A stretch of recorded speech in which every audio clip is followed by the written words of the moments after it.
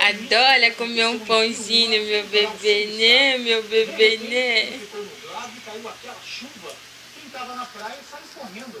Nós fomos ouvir um especialista do Itapé que deu detalhes da previsão para os próximos dias. Acho que é. O sol reinando, aquela geladinha. Você vai comer tudo isso, Manu? Não é à toa que a Paulista Paris era só sorriso na curva da Jurema em Vitória.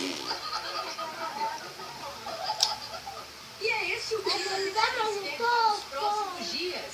Aqui o clima é muito bom, cervejinha, pessoal animado. Vai comer tudo isso, Manu? Hoje tem que estar no Réveillon também. Ô, Zoião. Afinal, você não veio de São Paulo pro Espírito Santo. Ah, não, eu não vim à toa. Eu não saio de casa por mim. Mas já pensou em estar de boa na praia e ser surpreendido por uma tempestade? Foi o que aconteceu em uma litoral sul do Espírito Santo.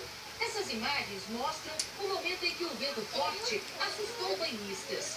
Duas casas foram destelhadas e, por sorte, ninguém ficou ferido. De acordo com esse meteorologista, a ventania Dá. em Piúma Dá, mamãe. Dá, mamãe. Dá, mamãe.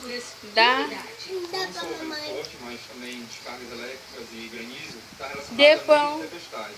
São aquelas Dê nuvens pão, que filha. cai muita água em pouco tempo. Você tem aquela rajada de vento forte, você tem aquela pancada de chuva muito forte. Tá aqui, esse aí não, esse não pode. Tá aqui, Manu. Tá aqui, ó, tá aqui, ó. Aqui, ó. Tá aqui, ó. 5 dias no litoral do Espírito Santo não há previsão de chuva forte. Na região oeste e municípios que fazem divisa com Minas Gerais, somente no dia 30 há previsão de pancadas de chuva.